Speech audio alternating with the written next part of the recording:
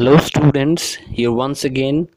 I welcome you to my channel The Athenaeum, an abode for English. Today I'll discuss with you a new chapter from the book First Flight of Class 10. And it is Two Stories About Flying. As you know, the chapter Two Stories About Flying has contained two stories. Number one is his first flight and number two is Black Aeroplane. In this video I'll discuss you the chapter the Black Aeroplane, and before going to the text, let me give you a small introduction of the chapter where we can see a person or the protagonist of the story flying from France to England to spend some holidays. Suddenly he encountered some deadly clouds, some stormy clouds, and he became afraid as he thought he could not overcome the clouds, and he believed that his end had already reached. But suddenly he got some strength to overcome the clouds, and finally he did it, okay, with the help of another aeroplane which is known as Black Aeroplane. Okay, now let's go to the text for the details. And before going to the text, let me remind you, if you have not subscribed my channel, then subscribe now for more and more updates. So here is the text, the Black Aeroplane. The moon was coming up in the east behind me, and stars were shining in the clear sky above me. There was not a cloud in the sky. I was happy to be alone high up above the sleeping countryside. I was flying my old Dakota aeroplane over France back to England. I was dreaming of my holiday and looking forward to being with my family. I looked at my watch, 1:30 in the morning. So, as I told you in the introduction, the moon was coming up in the east, means it's evening. Behind me, मतलब मेरे पीछे moon appear हो रहा था, मतलब शाम हो रहा था धीरे धीरे और शाम हो गया था. The stars were shining in the clear sky above me. So ये दो लाइन ये बता रहा है कि ऑलरेडी अंधेरा हो चुका था. There was not a cloud in the sky. Okay, आसमान पूरा खाली था, मतलब कोई भी क्लाउड नहीं था. I was happy to be alone high of above the sleeping countryside. मैं बहुत खुश था, मैं अकेला above the sleeping countryside, मतलब जब लोग सो रहे थे मैं ऊपर अकेला उड़ रहा था. आई वॉज फ्लाइंग, मैं उड़ रहा था. My old Dakota aeroplane over France back to England, मतलब मैं फ्रांस से इंग्लैंड वापस जा रहा था. I was dreaming of my old holidays and looking forward to being with my family. मैं सपना देख रहा था, मतलब मैं सोच रहा था एरोप्लेन उड़ाते उड़ाते.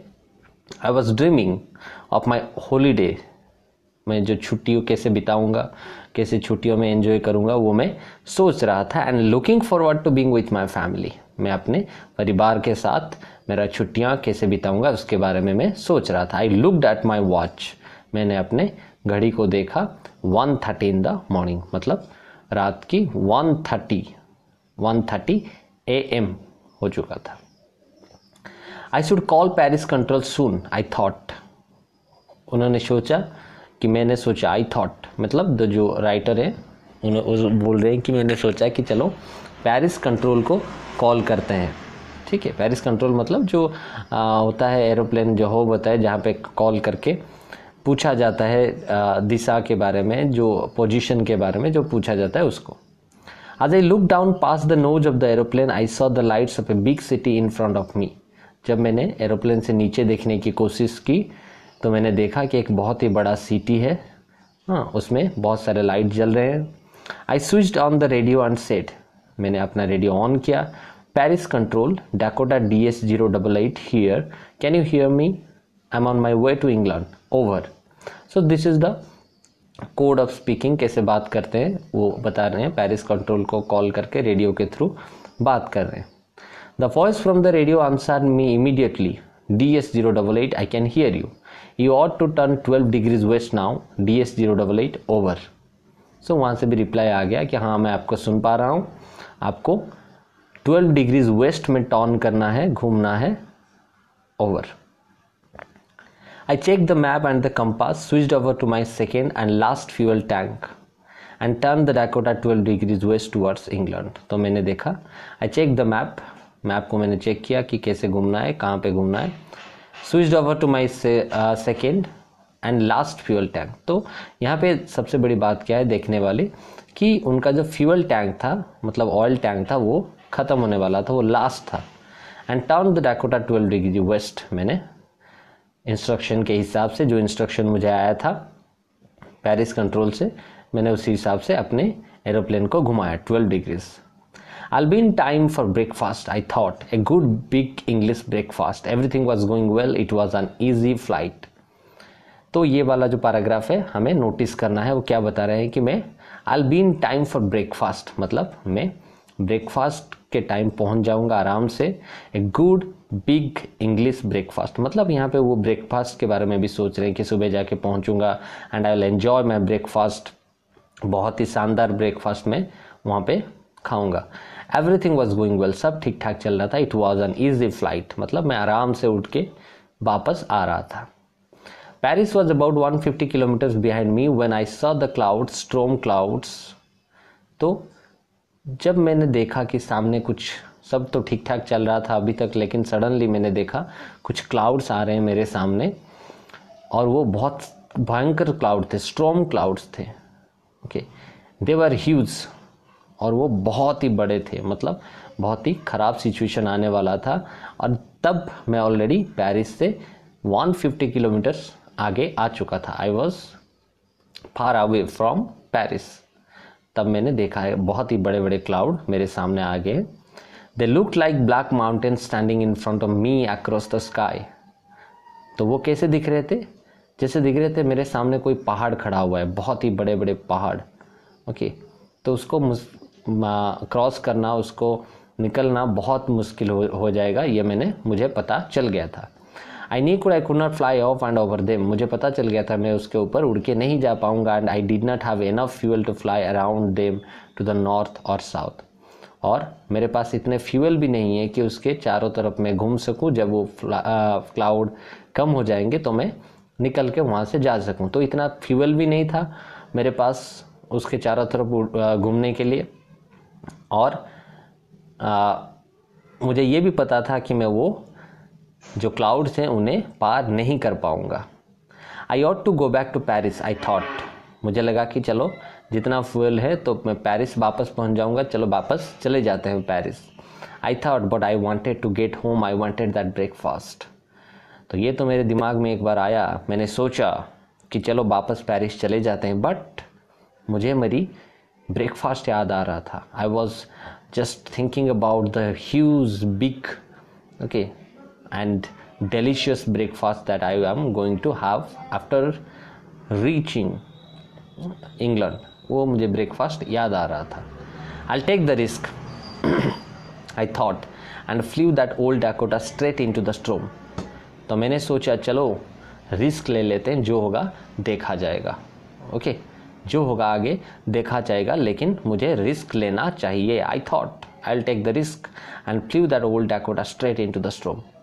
और मैं अपना जो ओल्ड डाकोटा सीधे वो जो क्लाउड्स थे उसके अंदर ले गया। I just entered into the cloud.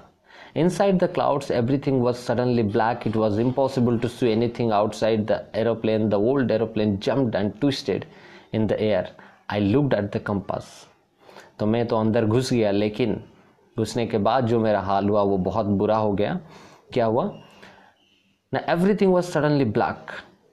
सब मुझे अंधेरा दिखने लगा, सब अंधेरे जैसे मुझे लगने लगा। It was impossible to see anything outside the aeroplane. Aeroplane के बाहर देखना बहुत ही मुश्किल हो गया था, क्योंकि चारों तरफ सिर्फ अंधेरा ही अंधेरा था। तो ओल्ड एरोप्लेन, पुराना था मेरा ये ओल्ड डाकोटा, पहले हमने पढ़ा है ये ओल्ड डाकोटा है, बहुत पुराना एरोप्लेन है। जम्प्ड, कूदने लगा, एंड ट्विस्टेड, ऐसे मोड़ने लगा इन the air. I looked at the compass. मैंने कंपास में देखा। आई कुड नॉट बिलीव, और मुझे विश्वास नहीं हो रहा था। आई could not believe my eyes. मुझे मेरी आंखों पे विश्वास नहीं हो रहा था। The compass was turning round and round and round. जो कंपास था वो घूम रहा था round and round and round. It was dead, मतलब खराब हो चुका था. इट वुड नॉट वर्क, काम नहीं कर रहा था. The other instruments were suddenly dead, और बाकी जो इंस्ट्रूमेंट्स थे वो भी खराब हो चुके थे. Too I tried the radio. तो मैंने क्या किया, रेडियो कोशिश किया, रेडियो में कंटैक्ट करने के लिए पेरिस कंट्रोल को. Paris control, can you hear me? There was no answer. The radio was dead too. तो when I tried my best to contact the Paris control, I found that the radio was also dead, मतलब radio भी खराब हो चुका था. I had no radio, no compass and I could not see where I was. तो देखो कितनी मुश्किल में अभी फंस गए हैं राइटर. ना उनके पास रेडियो है पेरिस कंट्रोल को कांटेक्ट करने के लिए, ना उनके पास कंपास है जिससे वो पता कर सके कि वो कहाँ है, ना वो नीचे देखते हैं तो कुछ दिखाई दे रहा है. So he was totally, I was lost in the storm में पूरा का पूरा खो चुका था. Then in the black clouds quite near me I saw another aeroplane. Underline the sentence. Then in the black clouds quite near me I saw another aeroplane. तब मैंने देखा एक दूसरा aeroplane. It had no lights on its wings but I could see it flying next to me through the storm. उस aeroplane में light नहीं था. रात में जनरली जो एरोप्लेन उड़ते हैं उनमें लाइट जलाया जाता है. So that aeroplane did not have any light but I could सी, मुझे दिखाई दे रहा था वो aeroplane. I could see the pilots face turn towards me. और मैंने ये भी देखा कि जो पायलट है उसमें वो मेरे तरफ देख रहा है. I was very glad to see another person. He lifted one hand and waved. तो उसी वक्त, उसी मुसीबत में, उसी क्राइसिस में मेरे साथ और एक आदमी को देख के मुझे थोड़ा रिलैक्स महसूस हुआ, मुझे थोड़ा अच्छा लगा. आई फेल्ट ग्लैड, मुझे थोड़ा खुशी महसूस हुआ. ही lifted one hand and waived. उसने अपना हाथ उठाया और मेरे तरफ वेव करने लगा, जैसे हम हाई वगैरह कुछ कहते हैं. तो यहाँ पे देखने वाली बात क्या है ना, जनरली हम सब लोग जानते हैं जब भी हम मुसीबत में होते हैं, जब भी हमें कोई डर लगता है या हमें लगता है कि अब कुछ नहीं होने वाला और हम उस वक्त अकेले होते हैं, उसी वक्त एट दैट सेम टाइम अगर कोई हमारे साथ आज के खड़ा हो जाता है तो हमारा जो हिम्मत है वो बहुत बढ़ जाता है. हमें लगता है कि शायद हम जीतें या ना जीतें लेकिन कुछ तो होने वाला है. So unknown strength came to us. पता नहीं कहाँ से एक साहस आ जाता है हमारे अंदर. And that same thing happened to the narrator. उन्हें बहुत अच्छा महसूस हुआ, जो डर था उनके अंदर वो थोड़ा कम हो रहा था. And he was very happy. Follow me he was saying. वो क्या बोल रहा था, मुझे फॉलो करो, follow me. He knows that I am lost. उसे ये भी पता था कि मैं खो चुका हूँ, मेरे पास कोई और चारा नहीं है. आई थॉट, मतलब मुझे लगा कि शायद उसे ये पता चल गया कि मेरे पास और कोई चारा नहीं है. I am lost. He is trying to help me. और वो मुझे मदद करने की कोशिश कर रहा है, वो मुझे हेल्प करने की कोशिश कर रहा है, ऐसा मुझे महसूस हुआ. He turned his aeroplane slowly to the north in front of my Dakota so that it would be easier for me to follow him. So suddenly what he did, he turned his aeroplane in front of me. मेरे सामने वो लेके आ गया. Okay, उसका जो aeroplane था मेरे Dakota के सामने. उससे क्या होगा कि मुझे आसान होगा उसे फॉलो करने में. वो आगे जाएगा, मैं उसके पीछे पीछे.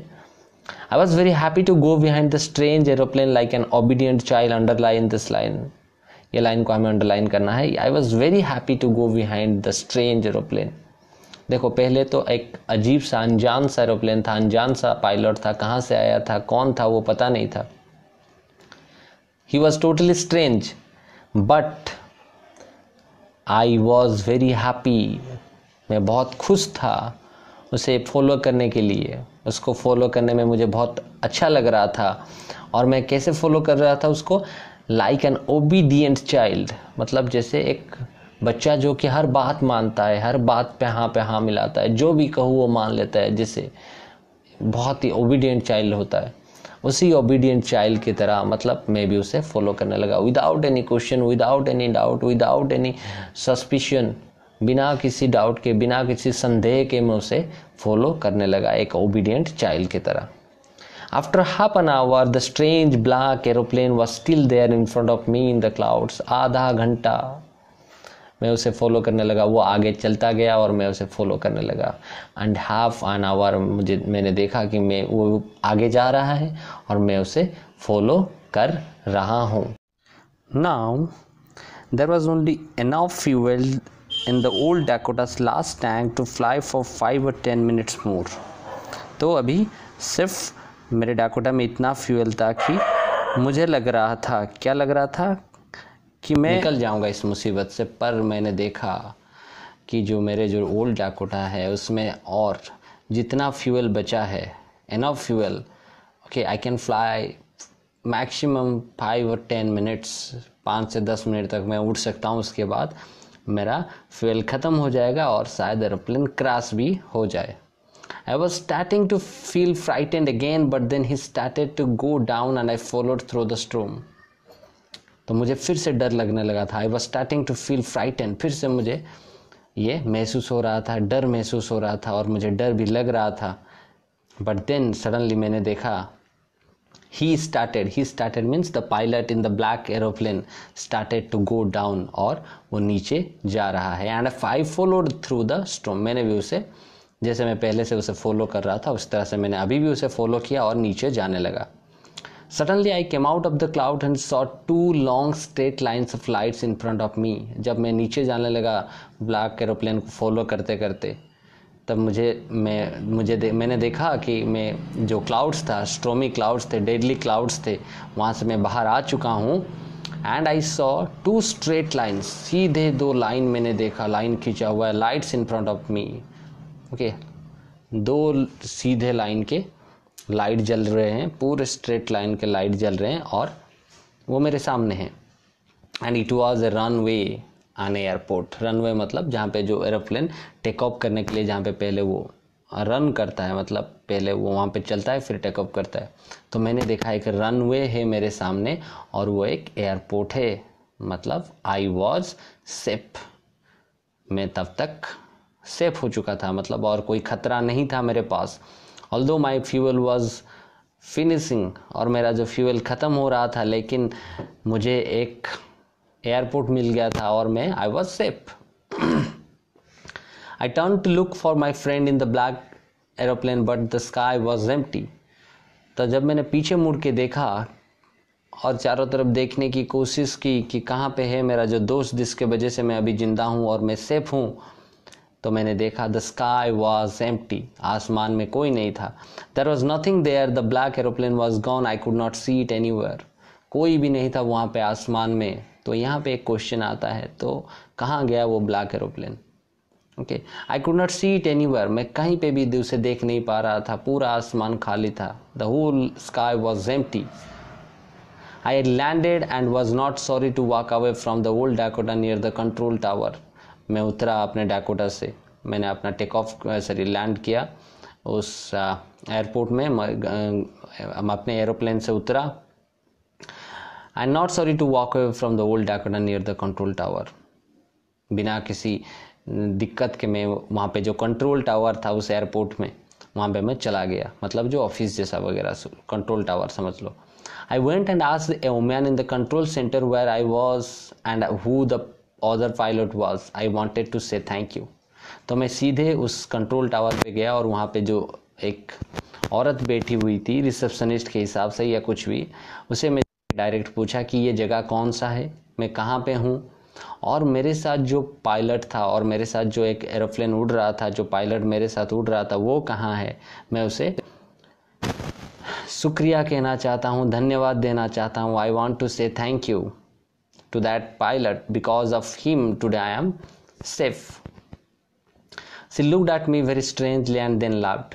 तो जब मैंने पूछा दूसरे पायलट के बारे में, she looked at me, मुझे वो देखा very strangely, मतलब एक अजीब सी ग्लांस थी उसकी, वो अजीब से मुझे देखने लगा जैसे कि मैं कोई दूसरी प्लानट से आया हूँ या कुछ भी। And then laughed, और बाद में वो हंस पड़ा। Another aeroplane? Question mark. कोई दूसरा aeroplane? Up there in the storm, ये स्ट्रोम में? No other aeroplanes were flying tonight. Yours was the only one I could see on the radar. देखो सर, कोई दूसरा एरोप्लेन नहीं उड़ रहा था, तुम्हारा सिर्फ और सिर्फ तुम्हारा ही एरोप्लेन उड़ रहा था, जिसको मैं अब the only aeroplane of yours flying in the sky. Radar मतलब जो एक टेक्नोलॉजी आजकल है जिसमें जो फ्लाइंग ऑब्जेक्ट्स को कैप्चर किया जाता है, फ्लाइंग ऑब्जेक्ट्स को आइडेंटिफाई किया जाता है और उसे देखा जाता है। तो मैं रैडर में सिर्फ और सिर्फ तुम्हारा ही एरोप्लेन देख पा रहा था और कोई नहीं था sir. So who helped me to arrive there safely without a compass or a radio and without any more fuel in my tanks? So अभी क्वेश्चन पूछ रहा है, ये राइटर क्वेश्चन पूछ रहे हैं किसे? वो लेडी को। तो कौन था वो आदमी जिसने मुझे हेल्प किया टू लैंड सेफली, यहाँ पे सेफली लैंड करने के लिए, विदाउट एनी कंपास, बिना किसी कंपास के और बिना कोई रेडियो के। सब तो मेरे डेड हो चुके थे, सब तो मेरा ख़राब हो चुका था।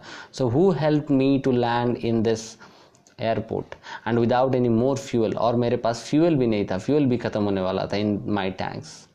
Who was the pilot on the strange black aeroplane flying in the storm without lights? कौन था वो पायलट जिसके वजह से मैं सेफली लैंड कर पाया यहाँ पे, जिसमें लाइट नहीं था, कुछ भी नहीं था, but that pilot help me. Okay, तो यहाँ पे हमारा जो चैप्टर है द ब्लैक एरोप्लेन वो ख़त्म होता है। तो चैप्टर एक सभी बच्चों को और सभी टीचर को भी एक डाउट में छोड़ देता है कि कौन था वो एरोप्लेन जिसने उन्हें हेल्प किया। इवन राइटर को भी पता नहीं था। तो बेसिकली देखा जाए तो इसमें बहुत सारे अजम्पशन किया जा सकता है कि शायद वो कोई एंजल हो जो भगवान के द्वारा भेजा गया हो, या कुछ अजम्पशन ऐसे भी हो सकते हैं कि शायद वो उसका जो हिम्मत था, जज्बा था कि कुछ भी हो जाए मैं ये क्लाउड्स को पार करूँगा क्योंकि मुझे घर पहुँचना है। आई definitely reach my home before the breakfast because I want to have that mesmerizing delicious huge English breakfast। शायद ये भी हो सकता है, but that is the question, so let leave that। but इसके ऊपर क्वेश्चन आ सकते हैं, work from the narrator had the strength to overcome the clouds, ऐसे कुछ क्वेश्चन आ सकते हैं and I am giving you here the important questions। okay, thank you very much। अगर कोई डाउट है तो आप मुझे पूछ सकते हैं बिना कुछ दिक्कत के।